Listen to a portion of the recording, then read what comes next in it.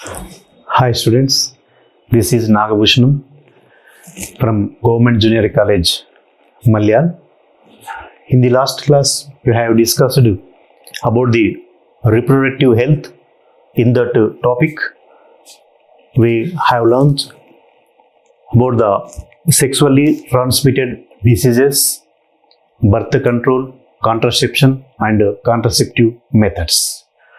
విద్యార్థులారా, మనము గత క్లాస్లో ప్రత్యుత్పత్తి సంబంధ ఆరోగ్యం లేదా లైంగిక ఆరోగ్యం అనే అంశం నుండి లైంగిక సంపర్క వ్యాధులు సోకకుండా తీసుకోవలసినటువంటి చర్యలు, జనన నియంత్రణ, అలాగే జనన నియంత్రణ లేదా కుటుంబ నియంత్రణ పద్ధతుల గురించి నేర్చుకున్నాం. In this class we are going to learn about some new topics. They are MTP, medical termination of pregnancy, or induced abortion or intentional abortion. Medical termination of pregnancy means termination of pregnancy. That means removal of pregnancy. Voluntary termination of pregnancy. Voluntary means by the intention of the person. So, intentional abortion. Voluntary termination of pregnancy with the help of medicines before the full term of gestation. Before the full term of gestation is called MTP. Gestation means, here is the definition about the gestation. Gestation means the time between conception and birth. You have already learned about the conception. Conception means fertilization of sperm and ovum.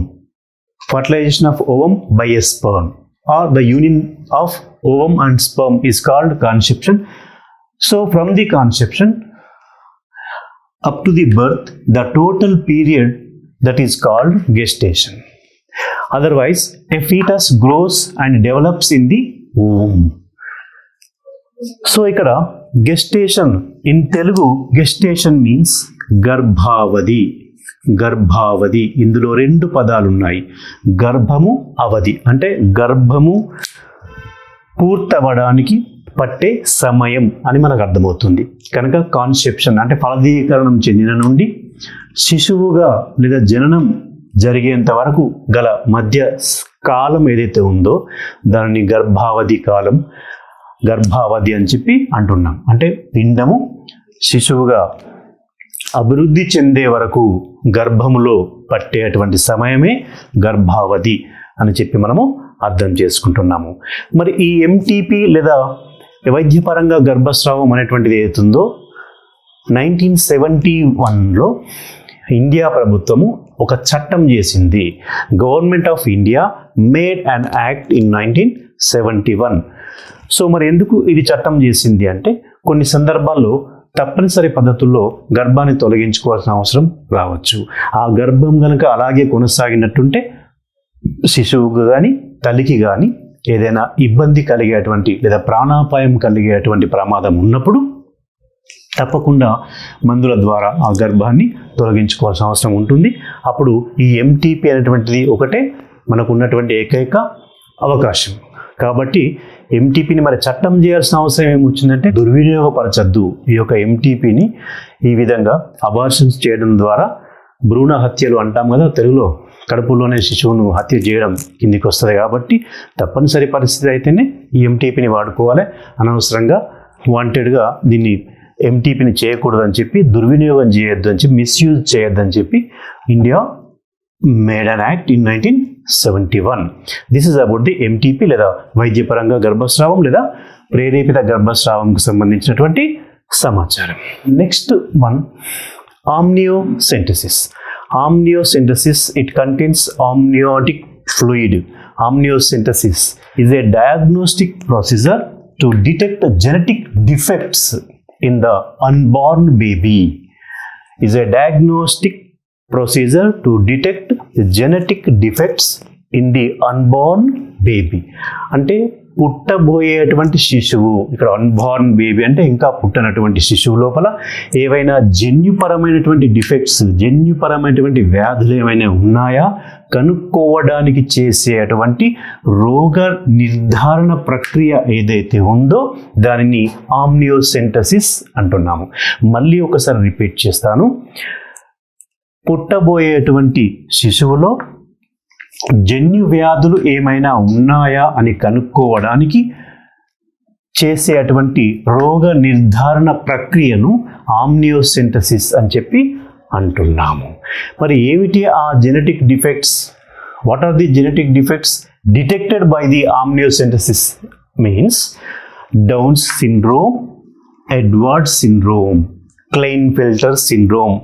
Like these are the genetic defects we can only detect with the help of amniocentesis. So down syndrome, Edward syndrome, Klinefelter syndrome అలాంటి జన్యు వ్యాధులు ఏవైతున్నాయో మనం కేవలము ఆమ్నియోసెంటసిస్ అనే ప్రక్రియ ద్వారానే మనము దాన్ని గుర్తించగలుగుతాము. ఇన్ తెలుగు దీనిని ఆమ్నియోసెంటసిస్ అని చెప్పి అంటుంటాం. ఆమ్నియోసెంటసిస్ దీని అర్థం ఏంటంటే ఉల్బద్రవము, ఉల్బద్రవం ఆమ్నియాటిక్ ఫ్లూయిడ్ అంటాము. ఉల్బద్రవాన్ని ఆమ్నియాటిక్ ఫ్లూయిడ్ అంటాము. ఈ పేరు ఎందుకు వచ్చిందంటే మదర్ యొక్క ఊమ్ నుంచి, యుటరైన్ వాల్ నుంచి ఒక ఇంజెక్ట్ చేసి ఆ ఆమ్నియాటిక్ ఫ్లూయిడ్ను ఎక్స్ట్రాక్ట్ చేసి దాన్ని టెస్టింగ్కి పంపిస్తారు. అందులో జెనెటిక్ డిఫెక్ట్స్, క్రోమోజోమల్ డిఫెక్ట్స్ ఏమైనా ఉన్నాయా అని చెప్పి గుర్తిస్తారు. కనుక తల్లి గర్భంలో ఉన్నటువంటి ఉమ్మ నీటిని ఒక సిరంజి ద్వారా సేకరించి ప్రయోగశాలకు పంపి ఈ పరీక్షలు నిర్వర్తిస్తారు. ఏమైనా క్రోమోజోముల లోపల అసామాన్యమైనటువంటి మార్పులు ఏమైనా వచ్చాయా, అసాధారణ మార్పులు ఏమైనా వచ్చాయా, ఇలాంటి వ్యాధులు ఏమైనా ఉంటాయా పుట్టబోయే శిశువులు అని చెప్పి గుర్తించడం కొరకు ఉల్బద్రవాన్ని సేకరించి ఈ పరీక్షను చేస్తారు. కాబట్టి ఆమ్నియోసెంటసిస్ అనేటువంటి పేరు వచ్చింది. ఉల్బద్రవ పరీక్ష అని కూడా మనం తెలుగులో అనొచ్చు, no problem. This is about the amniocentesis లేదా ఉల్బద్రవ పరీక్ష. ఇక నెక్స్ట్ వన్ ఇన్ఫర్టిలిటీ. ఇన్ఫర్టిలిటీ అంటే తెలుగులో సంతాన రాహిత్యం. సంతాన రాహిత్యం అంటే సంతానము లేకపోయినటువంటి స్థితిని ఇన్ఫర్టిలిటీ అంటున్నాం. English biological inability of a person to contribute to conception. Biological inability, ability opposite word inability. Biological inability of a person to contribute to conception. Conception ఫలదీకరణం కావలసినటువంటి కాంట్రిబ్యూషన్ అనేటువంటిది ఒక పర్సన్ కనుక చేయలేకపోయినట్టయితే ఆ వ్యక్తిని లేదా ఆ సిచ్యువేషన్ను ఇన్ఫర్టిలిటీ అని చెప్పి అంటున్నాం. అంటే సంతానాన్ని పొందగలిగేటువంటి సామర్థ్యం లేకపోవడం, ఫలదీకరణం చెందించే సామర్థ్యము ఒక వ్యక్తికి లేనట్టయితే అలాంటి అసమర్థతను ఇన్ఫెర్టిలిటీ లేదా సంతాన రాహిత్యం అని చెప్పి అంటుంటాం. మరి దీనికి కారణాలు ఏమిటి? ఇన్ఫెర్టిలిటీకి కారణాలు, what are reasons for infertility? ఈ సంతాన రాహిత్యానికి గల కారణాలు ఏమైనా? There are many reasons are there. Physical, genetic, diseases, drugs, immunological and psychological. అంటే శరీర ధర్మపరమైనటువంటి కారణాలు కావచ్చు, జన్యుపరమైన కారణాలు కావచ్చు, ఏవైనా వ్యాధిగ్రస్తులుగా ఉన్నటువంటి పరిస్థితులు కావచ్చు, వాళ్ళు వాడుతున్నటువంటి ఏవైనా డ్రగ్స్, మందులు కావచ్చు, ఇమ్యూనాలజికల్ అంటే రోగ నిరోధకతకు సంబంధించినటువంటి కారణాలు కావచ్చు, అలాగే సైకలాజికల్ మానసికమైనటువంటి కారణాలు కూడా కావచ్చు ఈ ఇన్ఫర్టిలిటీకి లేదా సంతానం లేకపోవడానికి, సంతాన రాహిత్యానికి. ఓకే, మరి ఇలాంటి ఇన్ఫర్టిలిటీ ఉన్నప్పుడు మరి అలాంటి వారికి మరి సంతానాన్ని పొందేటువంటి అవకాశం లేదా? ఖచ్చితంగా ఉంది. అలాంటి టెక్నాలజీ ఇప్పుడు చాలా డెవలప్ అయింది. దాన్ని మరి ఏమనాలి అంటే అసిస్టెడ్ రిప్రొడక్టివ్ టెక్నాలజీ, ART అని చెప్పి అంటుంటాం. అసిస్టెడ్ రిప్రొడక్టివ్ టెక్నాలజీ, ప్రత్యుత్పత్తి సహాయ సాంకేతికత అని చెప్పి అంటుంటాము. Childless couple assisted to have children via certain techniques known as ART. Childless couple, పిల్లలు లేనటువంటి దంపతులు అసిస్టెడ్ టు హ్యావ్ చిల్డ్రన్, పిల్లల్ని పొందడానికి సహాయం చేయబడతారు. ఎలా? వయా సర్టెన్ టెక్నిక్స్, కొన్ని టెక్నిక్స్ ద్వారా. That is called as or known as ART, Assisted Reproductive Technology, ART.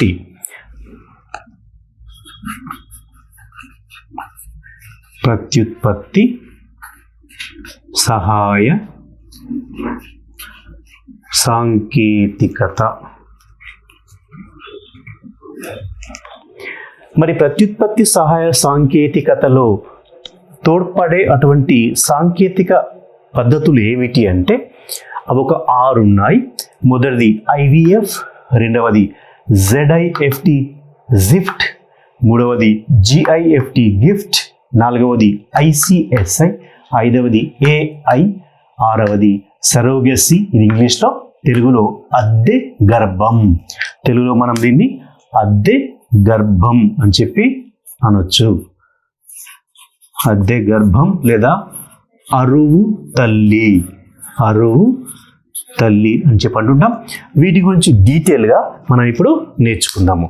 Okay, now we are going to learn about these technologies in detail. Assisted reproductive technology. In that process, the first technique known as IVF and ET, in other words IUT. It means IVF means in vitro fertilization, in vitro fertilization. ET means embryo transfer, embryo transfer. IUT means intrauterine transfer, intrauterine transfer. Okay, here IVF means outside the body of woman fertilization takes place. In vitro means outside the body, in vitro means outside the body. Opposite term to in vitro, that is in vivo, vivo, vivo. In vivo means inside the body. In vitro means outside the body. It means in a test tube or in a controlled laboratory conditions what are similar to the mother's womb. Okay, outside the body of woman fertilization takes place. That is called in vitro fertilization, popularly known as test tube baby procedure. This is nothing but test tube baby procedure. Okay, దీని తెలుగులో శరీర బాహ్య ఫలదీకరణము అంటే శరీరానికి బాహ్యంగా, శరీరానికి వెలుపల, శరీర బాహ్య ఫలదీకరణం. శరీరానికి వెలుపల అంటే మరి ఎక్కడ? ఒక పరీక్ష నాళికలో, ఒక శోధన నాళికలో, ఒక టెస్ట్ ట్యూబ్ అంటాం కదా, శోధన నాళిక లేదా పరీక్ష నాళిక లోపల గర్భాశయం లోపల ఉన్నటువంటి పరిస్థితులనే కృత్రిమంగా కల్పించి ఫలదీకరణం చెందిస్తారు. కాబట్టి శరీర బాహ్య ఫలదీకరణం అంటున్నాం. అలా ఫలదీకరణం చెందబడినటువంటి పిండాన్ని గర్భాశయంలోనికి బదిలీ చేస్తారు లేదా మార్పిడి చేస్తారు. దాన్ని పిండ మార్పిడి లేదా పిండ బదిలీ అన్నాము. గర్భాశయ అంతర బదిలీ, గర్భాశయంలోనికి బదిలీ చేయడం అని చెప్పి అంటున్నాం. దీన్నే మనము శోధన నాళిక, టెస్ట్ ట్యూబ్ బేబీ అనే పద్ధతి అని కూడా అంటున్నాం. ఇది మొదటి ప్రత్యుత్పత్తి సహాయ సాంకేతికత, IVF లేదా ET లేదా IUT అని చెప్పి అన్నాం. ఇక రెండవది ZIFT ZIFT, zygote intra fallopian transfer. Zygote, Z means zygote, I means intra, F means fallopian, T means transfer. Zygote intrafallopian transfer, in Telugu fallopian nalantara samyukta bija badili. Here what is the process? Ovum is extracted, ovum is collected and fertilized in vitro, again like this, fertilized in vitro, and the formed zygote is transferred to the woman's fallopian tube to complete further development. What are the process? First, ovum is extracted or ovum is collected and it should be fertilized with a sperm. After fertilization, that fertilization takes place in vitro outside the woman body. And then what is the third process? The formed zygote. After fertilization, zygote is formed. That zygote is transferred into the woman's fallopian tubes. For what purpose? To complete the further development. So ఈ విధంగా ఒక ovum లేదా అండాన్ని సేకరించి దాన్ని శరీరానికి వెలుపలనే అంటే పరీక్ష నాళికలో లేదా ప్రయోగశాల పరిస్థితులలో ఫలదీకరించి ఏర్పడ్డటువంటి సంయుక్త బీజాన్ని స్త్రీ యొక్క ఫలదీకరణ నాళిక లేదా ఫెలోపియన్ నాళికలోనికి పంపించి మిగతా అభివృద్ధి గావించడం, దానిని ఫాలోపియన్ నాళాంతరం అంటే ఫెలోపియన్ నాళములోనికి సంయుక్త బీజాన్ని ట్రాన్స్ఫర్ చేయడము, బదిలీ చేయడము. హియర్ జైగోట్ మీన్స్ సంయుక్త బీజం. సంయుక్త బీజాన్ని ఫాలోపియన్ ట్యూబ్లో, intra means into the fallopian tube, inside the fallopian tube, into the fallopian tubes అని అర్థము. ఆ విధంగా ఫెలోపియన్ నాళాంతర సంయుక్త బీజం బదిలీ అవుతుందో దాన్ని in short term ZIFT, ZIFT అని చెప్పి అంటుంటాం. ఇది రెండవ ప్రత్యుత్పత్తి సహాయ సాంకేతికత. This is the second assisted reproductive technology. Then now coming to third one, GIFT, GIFT. GIFT means gamete intrafallopian transfer. Gamete intrafallopian transfer. In Telugu fallopian నాళాంతర సంయోగ బీజ బదిలీ. What is the difference between zift and gift? Here Z means zygote, here G means gamete. Only these two words, first letters only different here. Here also same, an ovum collected from a donor is transferred to the fallopian tube of the recipient woman for fertilization. The difference is here, in జిఫ్ట్ fertilization takes place in vitro. In gift, fertilization takes place inside the woman body. So in vivo, it means in vivo. In vivo. That is the difference. And one more thing, here zygote transfers into the fallopian tube for further development, zygote. But here gamete, సంయోగ బీజం. Here ఇక్కడ సంయుక్త బీజం, ఇక్కడ సంయోగ బీజం. So ovum అదే సంయోగ బీజం. సో గ్యామెట్, ఓవం కలెక్టెడ్, అదే గ్యామెట్ కలెక్టెడ్ లేదా సంయోగ బీజం, అండం సేకరించి ఎవరి నుంచి, దాత నుంచి. డోనార్ మీన్స్ దాత. సేకరించి దాన్ని ఫెలోపియన్ ట్యూబ్, స్త్రీ యొక్క ఫెలోపియన్ ట్యూబ్లోకి పంపించి ఫర్టిలైజ్ చేయిస్తారు, ఫలదీకరణం చెందిస్తారు. ఇది ఎక్కడ ఉపయోగకరంగా ఉంటుంది అంటే, ఎక్కడైతే స్త్రీలు అండాలను ఉత్పత్తి చేయలేకపోతారో అలాంటి స్త్రీలకు ఈ పద్ధతి ఉపయోగకరంగా ఉంటుంది. అంటే వాళ్ళు అండాలను ఉత్పత్తి చేయలేరు, కాకపోతే అండం ఫలదీకరణం చెందిన తర్వాత గర్భావధికి సంబంధించినటువంటి పూర్తి సరైన ఆరోగ్యకరమైన వాతావరణం గర్భాశయంలో ఉంటుంది. అలాంటి పరిస్థితుల్లో అలాంటి స్త్రీలకు ఈ పద్ధతిని సజెస్ట్ చేస్తారన్నమాట. So this is utilized where women unable to produce ova.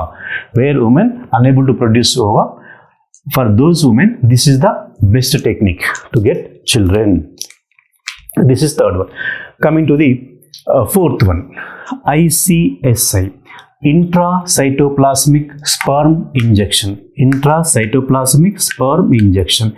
Here sperm injects into the cytoplasm of ova. That is intracytoplasmic sperm injection. Kanajeeva dravyantara shukrakana ప్రవేశం. కణజీవ ద్రవ్యము లోనికి శుక్ర కణాలను ఇంజెక్ట్ చేయడం లేదా ప్రవేశపెట్టడం. ప్రవేశము లేదా inject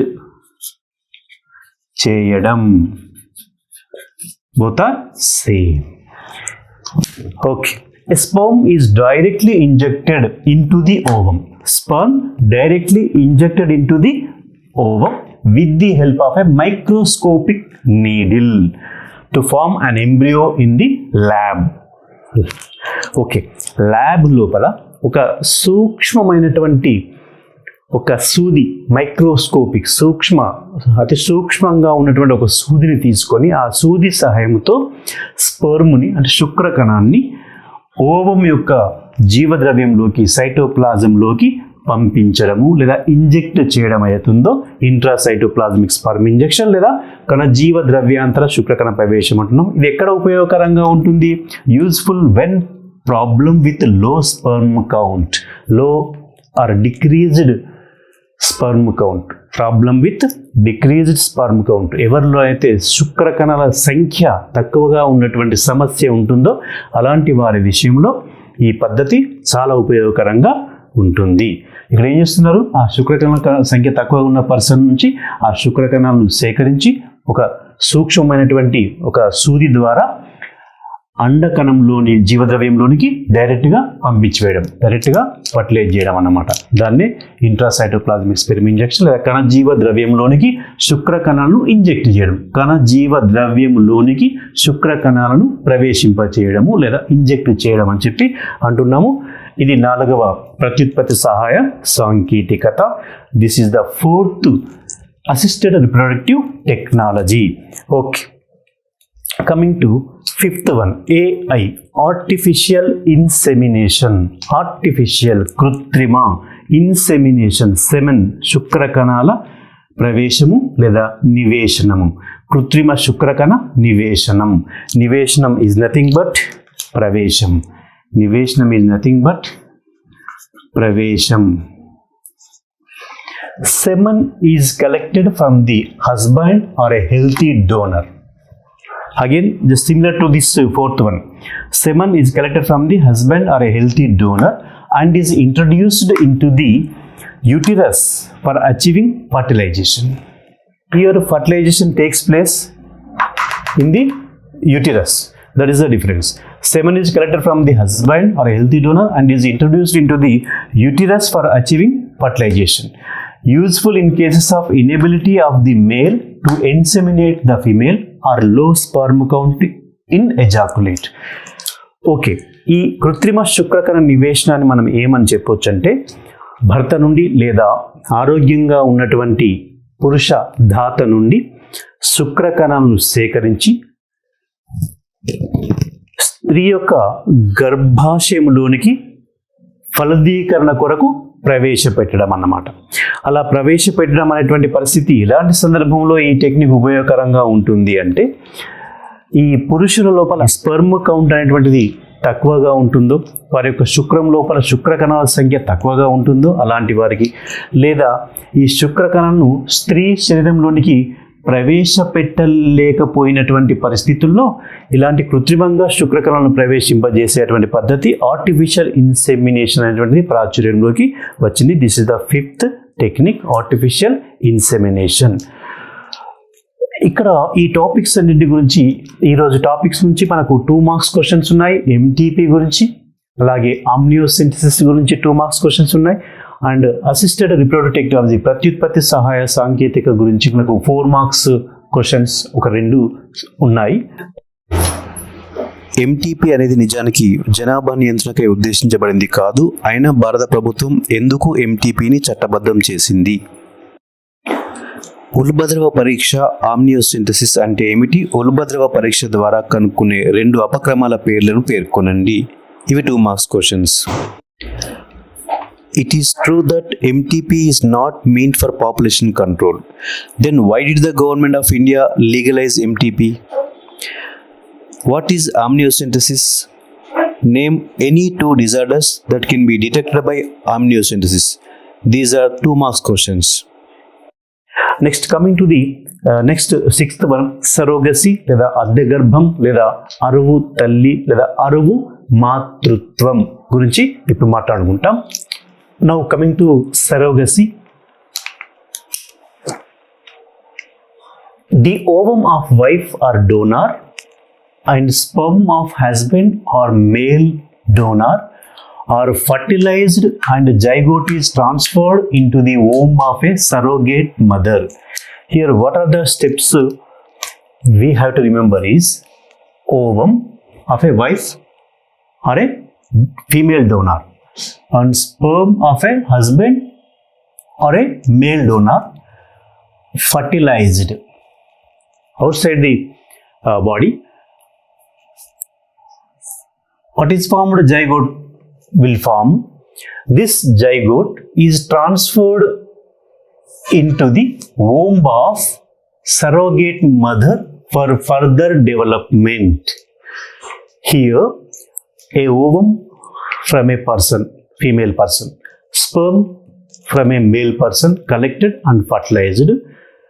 Due to the result of fertilization, zygote is formed. This zygote transferred into the womb of another mother, not the ovum taken from a person. Here the mother is not that person, another person. That person is called surrogate mother.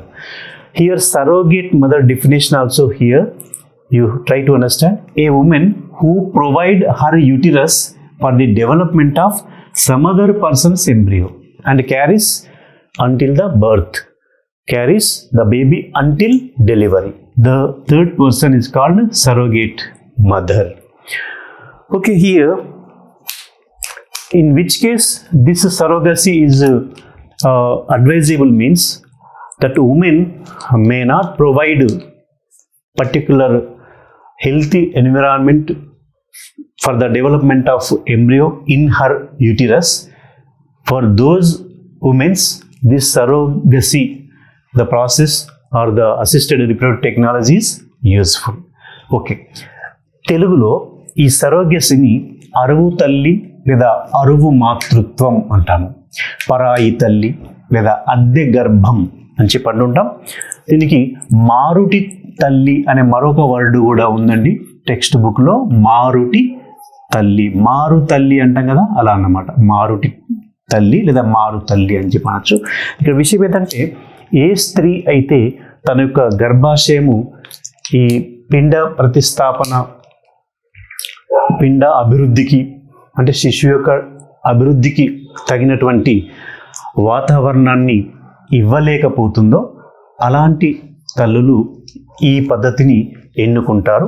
ఈ పద్ధతిలో ఏం జరుగుతుందంటే, ఆ యొక్క స్త్రీ నుండి ఏది అండాన్ని సేకరిస్తారు, పురుషధాత లేదా భర్త సంబంధించినటువంటి శుక్రకణాన్ని సేకరించి ఈ రెండింటిని కృత్రిమంగా ప్రయోగశాలలో ఫలదీకరణ గావించి అలా ఏర్పడ్డటువంటి సంయుక్త బీజాన్ని వేరొక తల్లి గర్భాశయంలోకి ప్రవేశపెట్టి ఉంచుతారు. ఆ వేరొక తల్లి యొక్క గర్భాశయం లోపల ఈ పిండం అనేటువంటిది పూర్తి అభివృద్ధి చెంది శిశువుగా మారి ప్రసవం జరిగేంత వరకు ఆ వేరొక తల్లి గర్భాశయంలోనే ఉంటుంది. ఇక్కడ మరి అలాంటి అరువు తల్లి, పరాయి తల్లి అని అయితే అంటున్నామో, ఎవరిని చెప్పాలి? ఏ స్త్రీ అయితే తన గర్భాశయం లోపల మరొక స్త్రీకి సంబంధించినటువంటి పిండాన్ని మోస్తూ శిశువు జన్మించే వరకు ఆ బాధ్యతను స్వీకరిస్తుందో ఆ తల్లిని మనం ఇక్కడ అరువు తల్లి లేదా పరాయి తల్లి, అద్దె గర్భం, అర్థమైంది కదండి, అద్దె గర్భం లేదా అరువు మాతృత్వం అని చెప్పి, లేదా అలాంటి తల్లిని మారుడు తల్లి అని చెప్పి అంటున్నాం. ఇలాంటి సరోగసి, ఈ యొక్క అరువు మాతృత్వం అనేటువంటిది ఏ స్త్రీ అయితే తన గర్భాశయం లోపల శిశువు అభివృద్ధికి సంబంధించినటువంటి సరైన వాతావరణాన్ని చేకూర్చలేకపోతుందో అలాంటి తల్లులు ఇలాంటి సాంకేతికతను ఉపయోగించుకొని పిల్లల్ని పొందేటువంటి అవకాశం ఉంది. మనకు ఈ రోజునటువంటి ఈ పాఠ్యాంశం నుంచి 2 మార్క్స్ క్వశ్చన్స్, ఈ ఎంటీపీ ఏదో చెప్పుకున్నాము, మెడికల్ టర్మినేషన్ ఆఫ్ ప్రెగ్నెన్సీ, ఓకేనా, అది తర్వాత ఆమ్నియోసెంటసిస్ అన్నాం కదా, ఆమ్నియోసెంటసిస్, ఇవి 2 మార్క్స్ సంబంధించిన క్వశ్చన్స్. మనకు 4 మార్క్స్ లోపల ఏఆర్టీ అనేటువంటి టెక్నిక్స్ ఉన్నాయి, ప్రత్యుత్పత్తి సహాయ సాంకేతికకు సంబంధించినటువంటి క్వశ్చన్ 4 మార్క్స్ లోపల ఉన్నాయి. So this is the today topic. With this we completed the 5th B reproductive health. దీంతో మనము ప్రత్యుత్పత్తి సంబంధ ఆరోగ్యము లేదా లైంగిక ఆరోగ్యం అనేటువంటి 5వ పాఠ్యములోని బి అనే అంశాన్ని పూర్తి చేసుకున్నాము. These are the 4 marks questions you have to prepare from this topic, right? Thank you.